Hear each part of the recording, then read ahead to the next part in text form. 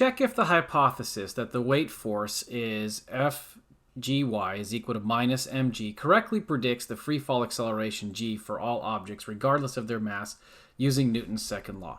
So basically what this is saying is formulate the hypothesis for gravity in terms of forces. In other words, my hypothesis for what gravity does as a force can be stated that it's a force, here's F sub g is that force, and it has a y component that in a standard coordinate system is equal to minus mg.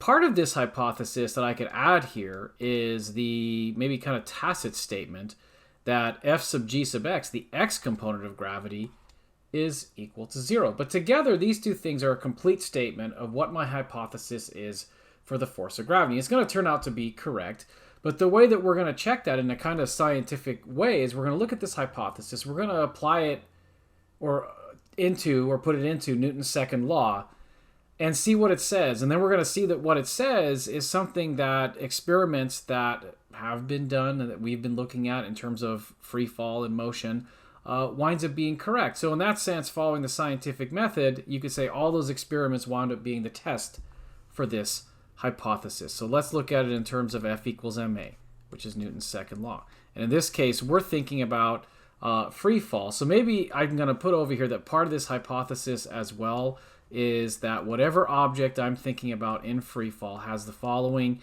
FBD.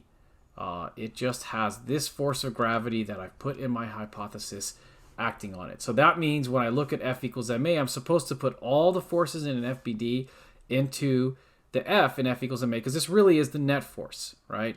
So that means that really this can be stated as, in this particular case, Fg. This is maybe almost a trivial line to write here because I didn't really change much except I put this g here.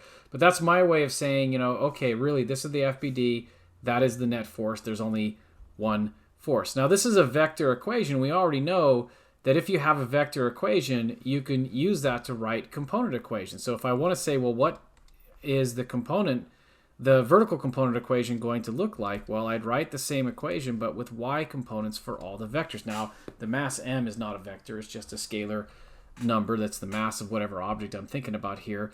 So that doesn't need to have a y component, but I can definitely say, okay, here it is. A sub y represents the y component of the acceleration. And then I go ahead and plug in my hypothesis, minus mg is equal to m ay. And this might, I don't know, what am I proving here? This might seem trivial, but what I have shown is that the vertical component of acceleration for free fall based on this hypothesis should be equal to minus g. In other words, minus 9.81 meters per second squared. And you might say, well, tell me something I didn't already know, right? Because we already knew this. But what this really shows is that we now have we validated this hypothesis for the force of gravity. We're going to wind up using it. We're going to be able to use this in other problems now. So that really, in that sense, we weren't applying Newton's second law here to find the acceleration of something. We were just checking if our notion for what the force of gravity should be is correct. And here it is kind of formally shown in the slide, pretty much the same thing I just did.